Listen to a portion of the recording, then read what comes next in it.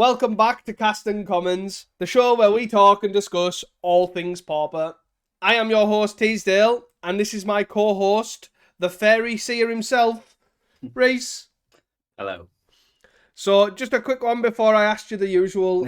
The 20, maybe 26 viewers of YouTube might need an explanation. That, on my screen, is a cardboard cutout of me. It's an image.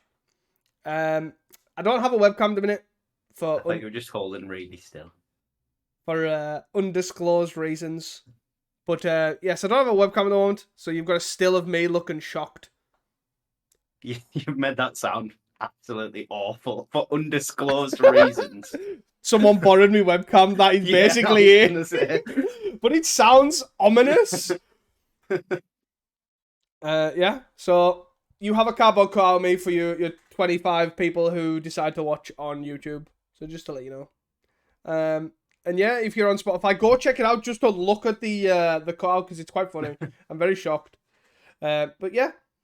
So Paul, what have you been up to this week? Pretty quiet week again, really. Played in our local FNM, Pauper FNM, which was good. I ended up playing Elves. Whoop, whoop, whoop. Up the Green Army. Which, yeah, it was fine. It feels fairly like a turn too slow in Pauper currently. Nothing's changed about the deck. I think just everything else has sped up. To the point where, yeah, it was fine, but basically just fine. Other than that, I've built a couple of new EDH decks with the Doctor Who cards. And that's about it. Which commanders? Just out of curiosity. One is the War Doctor, and one is Davros. Oh, cool. Spicy. So I'll give them a go tonight. See how they fare. Exciting stuff. What about yourself? To be honest, I actually haven't done a lot of anything. Yeah, it's hard to record leagues, to be fair, at the minute. I'm really finding it hard. So I'm really trying to think of other content or other type of content. So as you may have seen, the last few videos have been like tier lists, and I did the announcement, like the PFP kind of review. I've mainly been focused. I put a lot of effort into this article that I've wrote this week. So I submitted that yesterday, which was basically on, does Pauper have an identity crisis? And it's basically trying to look at what the identity was of Pauper. What it used to be, what people used to sign up for, almost like the slow, the grindy games and stuff, and then if that's the same, and is that a problem, and all that sort of stuff. Kind of like a state of the format kind of thing, but on a kind of identity look at it, as opposed to... Interesting. Yeah, I thought I'd take a different approach, because a lot of people seem to just say, Pauper sucks, Pauper's bad. So I just thought I'd take a different, more analysed approach. Yeah, there definitely is a lot of that at the moment. I think a lot of it comes from leagues are really bad. But leagues are always pretty bad for most formats. Pauper is one of those where the leagues were actually probably a lot better than they should have been for a long time. So now they're as bad as they should be, or worse than they probably should be. It feels even worse. Yeah. But again, I also think, to me as well, this is where I try to dabble in it with the like identity crisis. Like, to me, a format's identity is almost like a predecessor before you sign up. So, for example, old Modern, that we remember, is like, was a term 4 format. You got to do all sorts of wild and wacky things. And me and you personally, we absolutely loved like Splinter Twin, Birth and Pod Modern, and all that sort of pre-MH2 or pre-Modern Horizons in general. I think just pre first Modern Horizons. Modern was it was good. And then basically what's happened now to me is the format's identity has changed. It's not that term 4 format. It's not that wild and wacky Brew City that we were used to. So effectively that predecessor's gone. So then a lot of people have just left, which is fine, because there's not necessarily, as Wizards have said, there's not necessarily a problem with Modern in their eyes, but the identity's changed. So people have checked out, which I think, to be honest, is at the moment a lot of what's happening. Spoilers for my article, by the way, is what I think's happening at the moment. Pauper's identity is changing to this faster format of powerful. It's basically it is driven by uncommons, 100%. Yeah, I think that, to be fair, the modern comparison is a good one because starting from that first Modern Horizon set, like the power level just spiked like massively on the format, and essentially just changed it into a different format. It wasn't helped obviously by Wizards.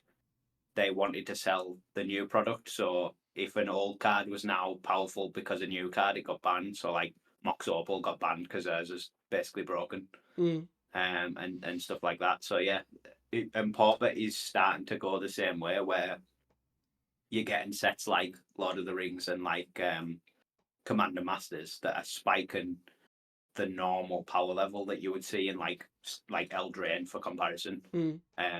Obviously, those are fairly recent ones, but Eldraine had a decent amount of playable cards, but nothing game breaking.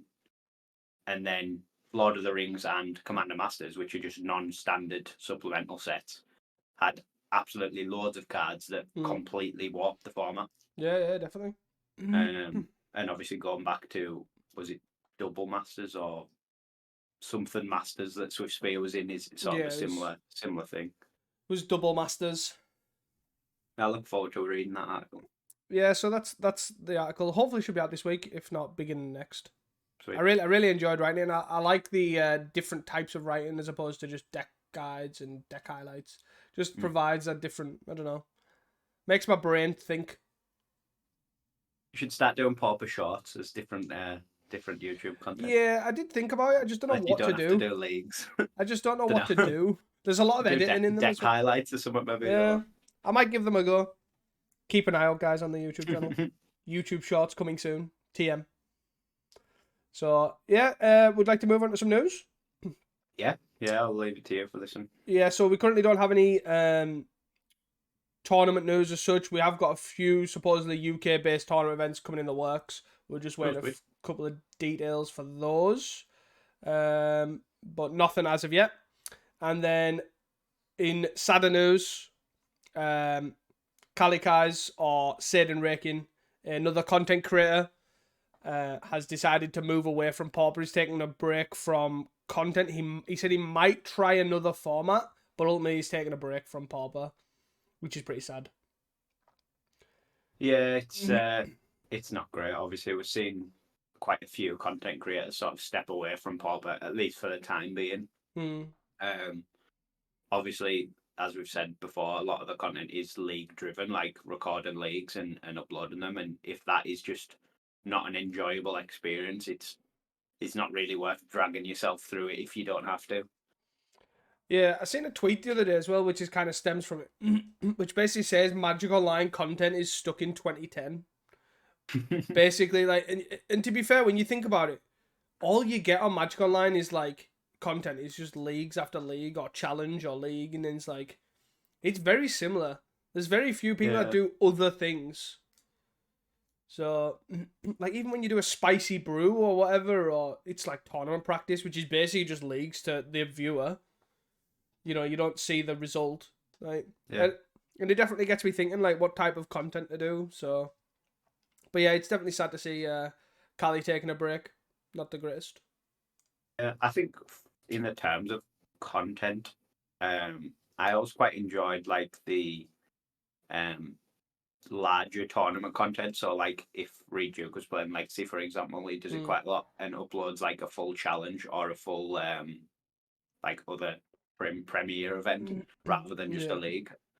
And I think for Pauper as well, those are generally more diverse than the leagues. But obviously it's a lot bigger investment, and if you just go O2, you sort of ruined a day's worth of content, I guess.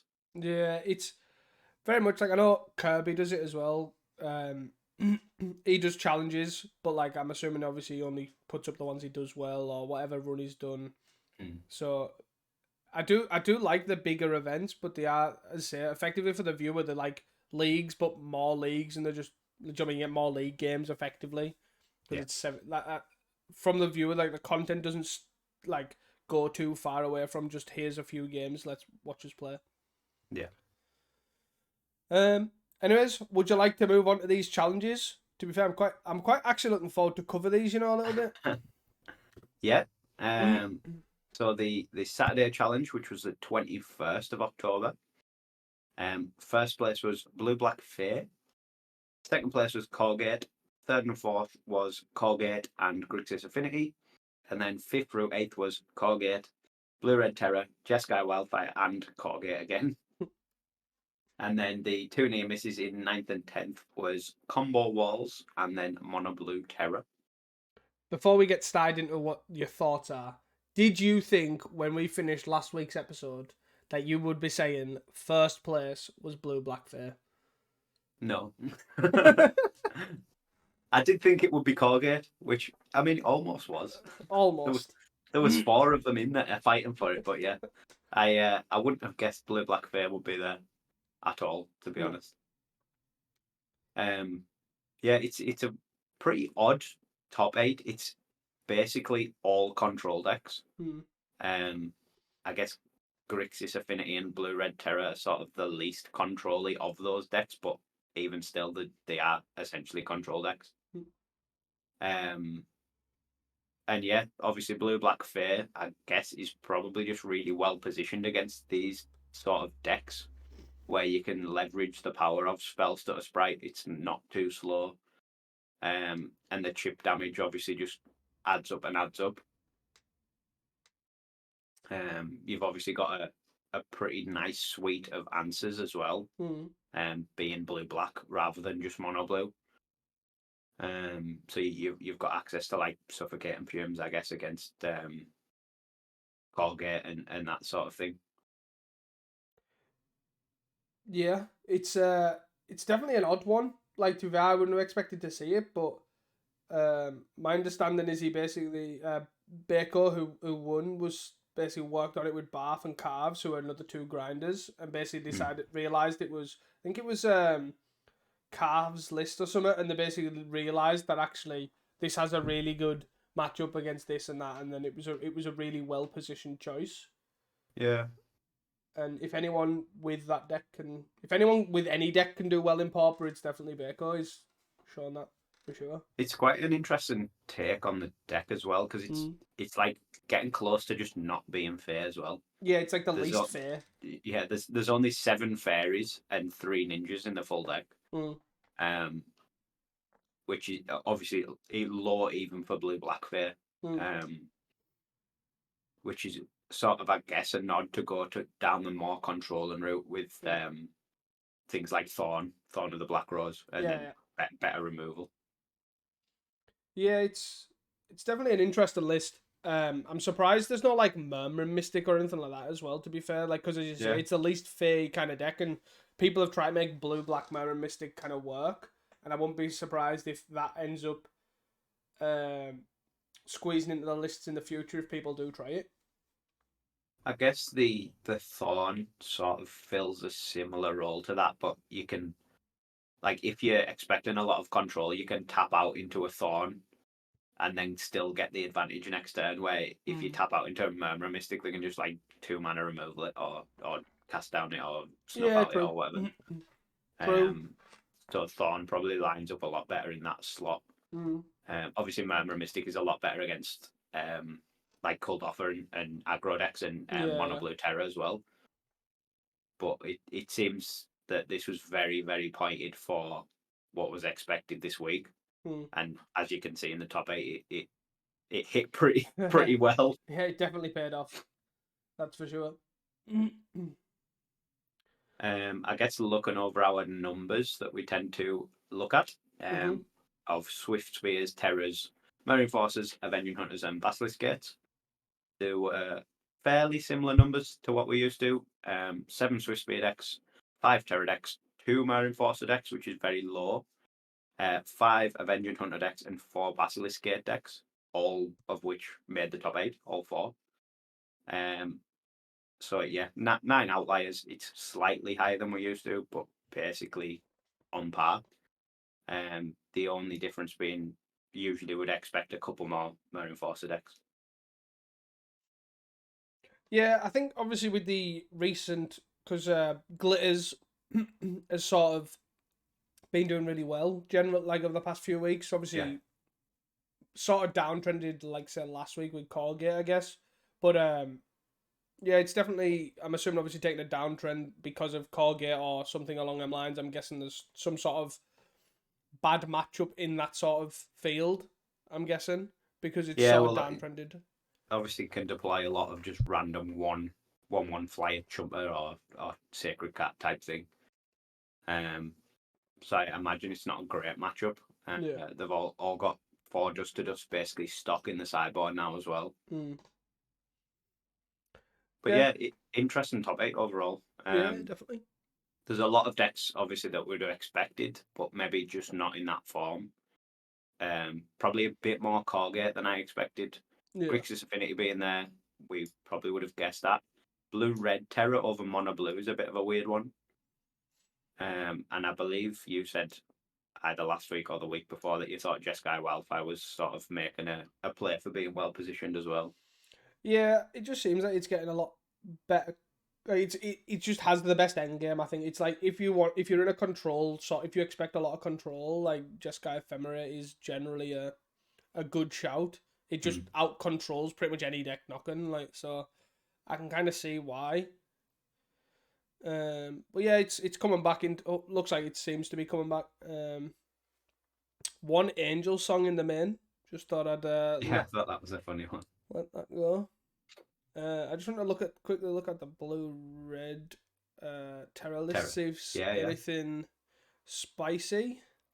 It wasn't from what I had seen of the lists. It looked fairly stock to me, but I could be wrong. Yeah, it looks fairly stock. There is one thing that stands out to me. I feel like he's left this in his sideboard from when they've played Kiln Fiend. There's 2 Raise the Effigies in there, which is a bit weird. Like, I'm all for destroying an artifact, but why is there is it just 1 mana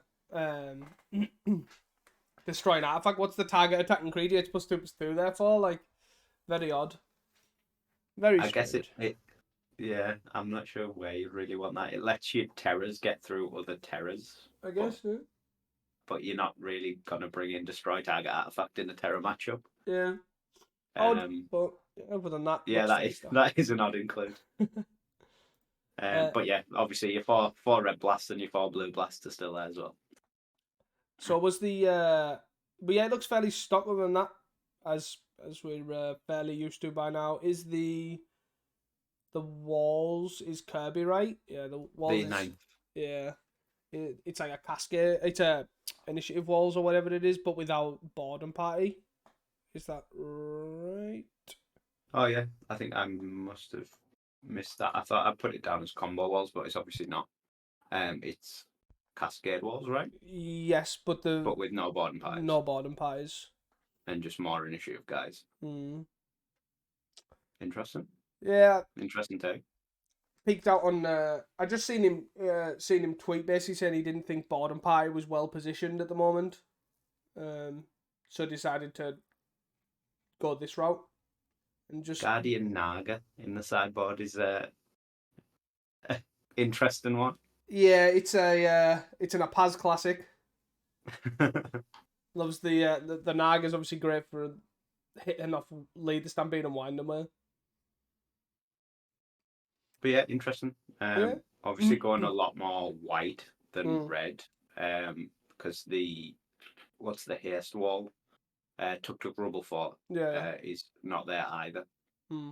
So the only red is the one of Invoker, Alcott Invoker, and then a couple of sideboard cards.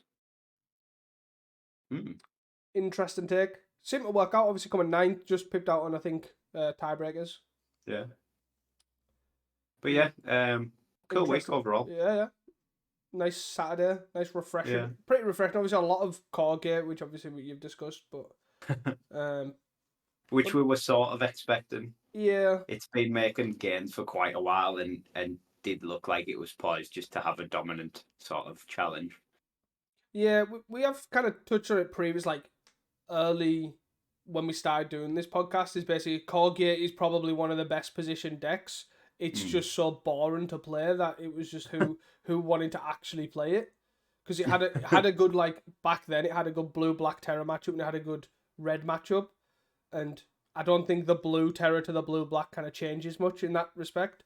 No. So it's just getting people to play Colgate, and clearly that's cottoned on, it seems. Well, I don't know. There were still only 4, but just Only all four four? made all 4 made the top 8. Yeah, Do you want to move on to Sunday? happily. So Sunday, the 22nd of October, was another interesting challenge, to be fair. Can we drum roll on first? First place, once again, was Blue Black Fair. Piloted by Beico once again. And I think it was 74 to 75 cards. Like, there was one different card. Which I think was like a sideboard arms or something like that. Like an Akiba, something the ninja guy he didn't like, or he did like, or something along the lines. Yeah. Second place was Mono Blue Terror. Third and fourth was Gardens and Pingerburn. And then 5th through 8th, there was a Borosynth, White Weenie, another Blue Red Terror, copied from obviously Saturday, and a Sticker Red. And then the 2 near misses were 9th place Blue White Glitters and 10th place Grixis Affinity. So a lot more varied than the Saturday challenge. Obviously Blue Black Face still on top, but with like Borosynth and White Weenie punching pretty high above the weight as well. Alongside obviously the expected Mono Blue Terror, Gardens, Sticker Red. Yeah, it is interesting, to be fair. Like, how did we go from? It seems to happen between Saturday and Sunday. It must be a time zone thing. Is the only thing I can put it down to, because it generally tends to be like Saturday. You see, there's the best or the top decks are kind of downtrending, like say the red and the Mono Blue Terrors, and you think, oh, Sunday's kind of gonna follow suit, and then Sunday just has a resurgence of those decks. It's like, you've got red back in it, you've got obviously Terror back in it. Strange. Yeah, well, obviously in the top 4 you've got Mono Blue Terror, Gardens, and Pingerburn, which are basically three of the decks that we put a lot of weight on, and then the 2 near misses, 9th and 10th, are both Mare Enforcer decks. Numbers wise, just quickly, it was pretty different to the Saturday in this regard as well, to be fair. There was 4 Swift Speed decks, 4 Terror decks, 9 Mare Enforcer decks, 3 Avenging Hunter decks, and only 2 Basilisk Gate decks. So a lot more Mare Enforcer and a lot less Hunter Gate and Mono Red. But that left 10 different decks, which I think is the most we've seen since we started doing this. Yeah, I think it is.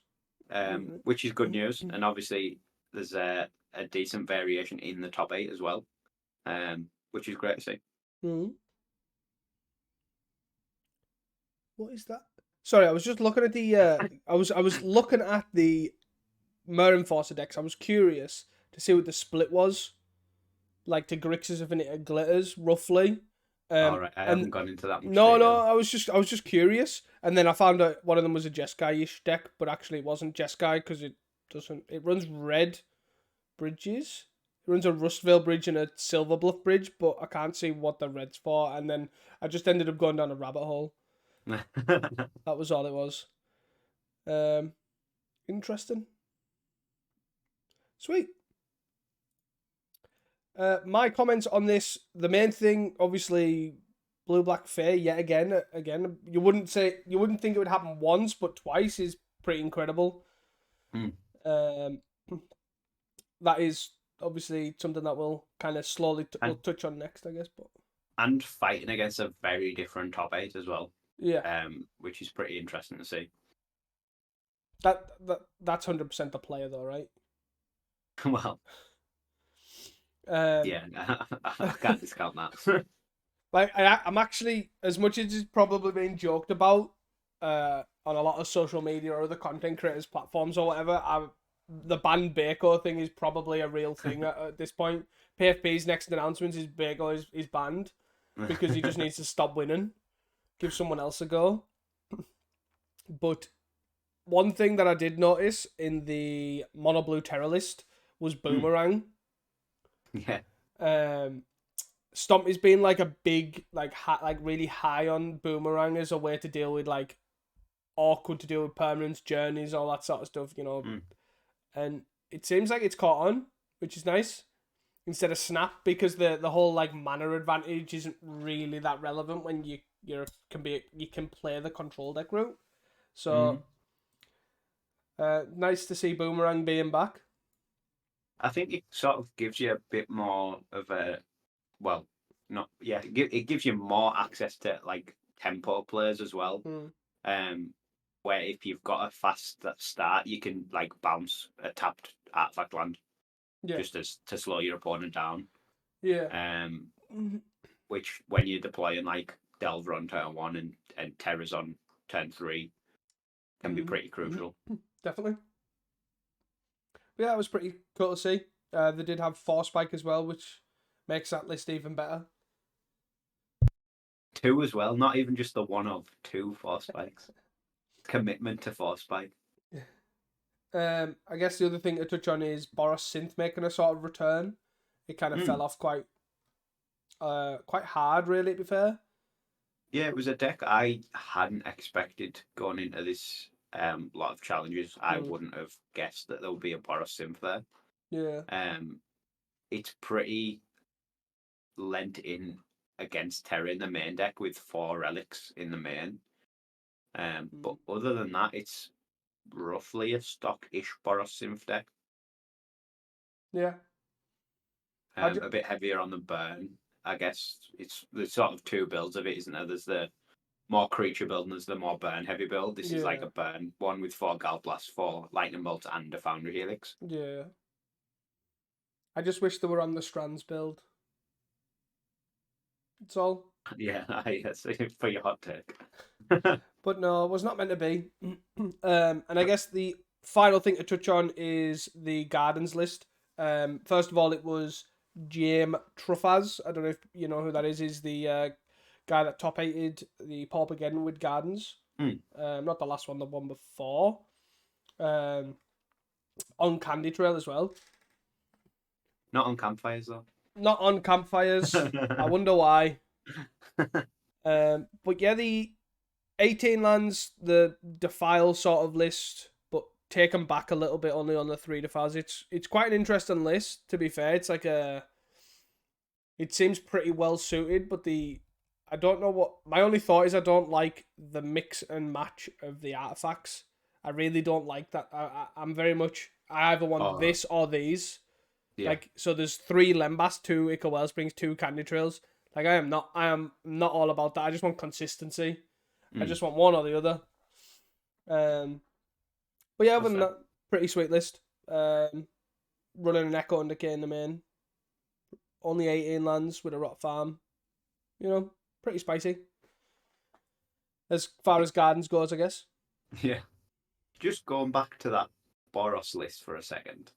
How bad is the Terra matchup for Boros?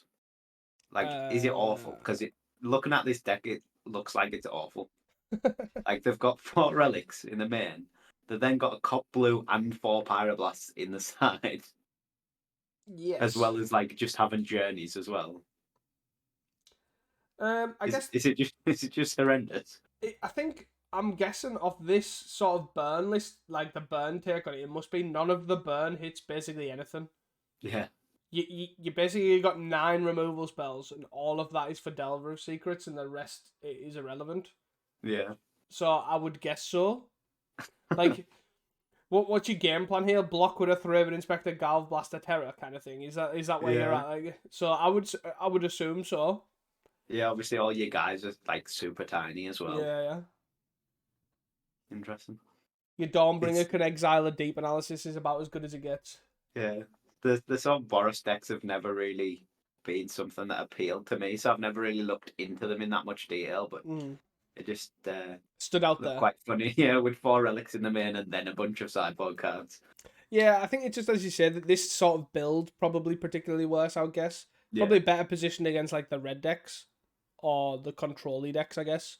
So you got to lose to one of the 3, I guess. It's 4 now. Yeah. Yeah, that's pretty much it. There was nothing interesting about the Sticker Red or Pinger Burn, whether they were fairly stock? Not that I noticed. No, they were fairly stock. Obviously, interesting to see Pingerburn sort of having a bit of a resurgence. It had some last week as well. Not particularly sure why. I guess it's maybe better against control. It gives you a lot of reach against control. Especially Colgate when you've got multiple lava darts and like end the festivities and stuff in your main. You've got a lot more outs to just kill off their guys. Yeah. Than the like the sticker red decks that basically cut a bunch of burn. But even this sticker red deck is sort of main board and end the festivities, so sort of thinking about those cold author matchups and Colgate matchups. Yeah, makes sense, to be fair. You get like even a sort of like incremental advantage of, you know, just dealing one damage. It makes it a lot more awkward for like the strands side of things as well. Yeah, I guess especially with Colgate that has basically 4 journeys as removal. If they just leave a Thermo or a Flame Breather in play, it will just eventually kill them if they can't kill you faster. Yeah. So it works out like, obviously if you attack with like Cold Author or, you know, big other big threats in like normal Cold Author or sticker or whatever, you can get stranded a lot easier as well. Yeah. You just kind of slowly kill them with a lava dart you for 1, but don't forget you're taking 1 off this Flame Breather kind of thing. So I'm assuming that's probably where its resurgence comes from. Anything else you would like to comment on the Sunday? No, not really. I think that's it from me. So touching on shoutouts. Yeah, go for it. So I'm gonna read this word for word as a UK colloquialism. Is that the word? So Beico, congratulations on not only winning Saturday and Sunday, but Beico, you are a mad lad. You have won 7 out of 10 challenges and won with blue black fate of all things. So yeah, mad lad, by the way, is a compliment from where we come from. It means you are very good. But yeah, 7 out of 10 is pretty wild. That is Jesus. I don't even know what like sort of comparison to put on that, because obviously it's never really been done before. But yeah, it's not with the same deck every time as well. Like there was some with Terror, obviously some with blue black fair. There's all sorts. Yeah, I think like 3 of when we covered Beico winning 4 in a row, he did 3 with mono blue terror and 1 with like sticker red, I'm sitting here thinking, well, you know, is it the deck? Is it the pilot? Is it a mix of both? You know, you're playing one of the best decks, and then you move on to a sticker red, which again is another good, powerful deck. Like, and then he just goes and was like, do you know what? You're talking shit. I'm gonna win with blue black fair, of all things. So that is impressive. Congratulations on the immense accomplishment. And I've just got it up here. I believe it was 1, 2, 3, 4, 5, 6, 7, 2, 1 with Azorius Affinity, which is obviously blue white glitters. 1 with sticker red, obviously 2 with fair, and 3 with mono blue Delver. Yep. Mental. I just wonder, because obviously, as I say, 3 of those decks were obviously a pretty powerful decks and not to be quite high up there. Like, I wonder if he just was like, I'm going to prove you all wrong and I'm going to do it twice with fair. It's the only thing I can think of. But no, obviously he's an incredibly good player. Like, there's no arguing with that at all. And that win rate is mental.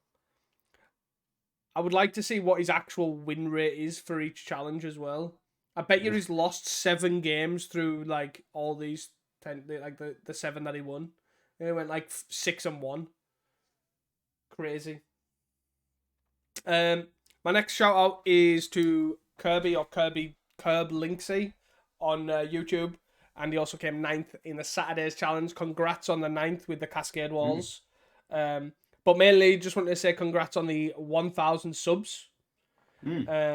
Earlier in the year, me and him did a sub race to 500 subs. We drew, I think, or like came roughly close together.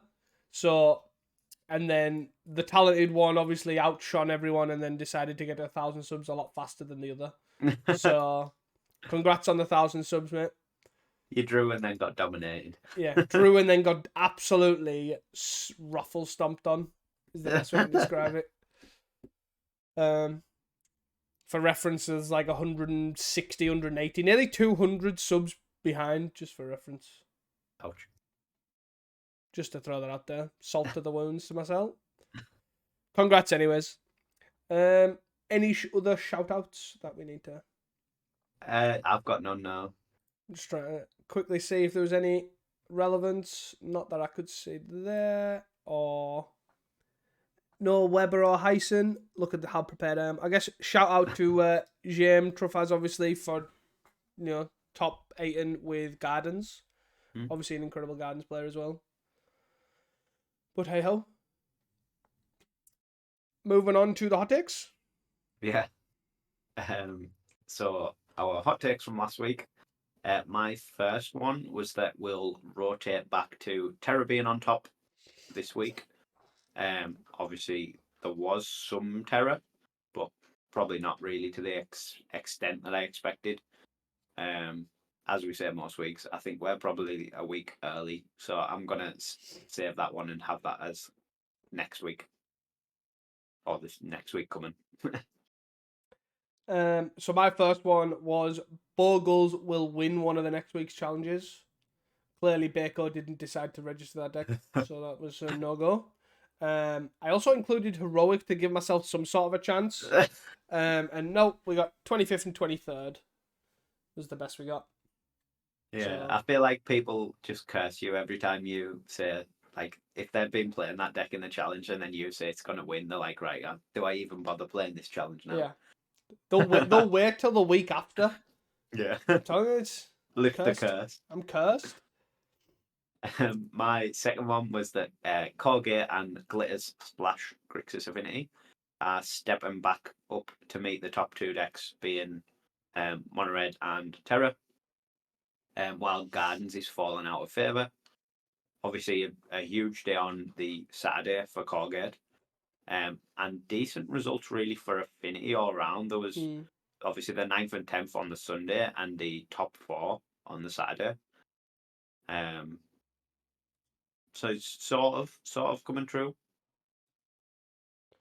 Yeah, not much Gardens. There was the one in the top 4. Was that it? Yeah, top 10s. Yeah. Yeah, that's pretty much it. I'm just looking at the top 32 for Sunday, where there was 9 Marin Force. You got 3 Grixis Affinity sort of making a return as well out of the 9. It seems. There was also Luffy was on a really wild blue-white glitters pile with Spell Stutter in and Fairies. Oh, interesting. Just to touch on it there, that I just noticed Spell Stutter right next to a Marin Force and was thinking, what the hell is this? A glittery fair. Look at it sparkle. My last one was 3 non-Colgate decks, Prismatic Strand decks, sorry, will make it into the top 8 next week. Yeah, that didn't happen. We got 1. I told you I can't Colgate. Well, that would have been too free. It was. You would have doubled it up. I think there was the white weenie, right? Yeah. The synth didn't run it, and then the wildfire didn't run strands either. I don't believe. No, most likely not. It's too busy running Angel Song. Yeah. But yeah, unfortunate. But I do think, obviously, what I was trying to get at with that was obviously Prismatic Strands is very well positioned. In general, obviously in Colgate as well. But obviously, people are just too busy playing the best Prismatic Strand deck instead. And White Weenie. Don't forget White Weenie. Yeah, true. Would you like to move on to the hot takes for next week? Yeah, my first one, obviously an easy one. As I said for the one from last week, I feel like Terra is probably going to rotate back. So I'm going to stick on that and say it's going to happen this week. My next one is, after seeing all the control returning, and I've seen a lot of leagues, people playing like a blue-black Mystic kind of deck. It's kind of like a hybrid between Mystic and Terra, I guess, is probably the best way to describe it. But yeah, that sort of deck, heavier on the Mystic, will top 16 a challenge next week. Like a blue-black Mystic. I'm going to go the complete opposite way. Woohoo! And say Control will be on a massive downer next week. Well, not wrong with that, to be fair. At least we double down one way or the other. Yeah, Beico will win, but he'll be playing cold offer. Yeah, most likely. My last one is just a bit out there, just because I've missed seeing it a little bit, to be fair. Poison Storm will top 8 next week. Yeah, sort of the combo side of things have been quite down. Obviously, with there being a lot of Control this week, sort of makes sense. There was, I believe, a Cycle Storm that came top 16 on Saturday. Yeah. But other than that, there wasn't really that much combo to be spoken of. I think GN top 16 with FAMs as well, but that sort of combo, sort of Control. But yeah, other than that, a pretty quiet one for combo. It's time to make a resurgence, and it's going to be Poison Storm. Why not? Do you have anything else to add? On that note? No, that's it from me. I'll leave you on Poison Storm will top 8. Poison Storm's the best, guys. Don't forget to play it. For 2 weeks' time, it'll top 8. So, guys, if you have enjoyed this podcast, please do not forget to share it with your friends and your family and your local Pauper community. We've obviously had a big influx in viewers and all that sort of stuff, so it's great that if word of mouth just gets us out there. So yeah, please do not forget to share it with your friends, your family, your loved ones, your glory hole people, whatever you want. Jesus. Just gone harder. That is all from us at Cast and Commons. Until next time, and don't forget to stay hydrated. No pun intended. Bye.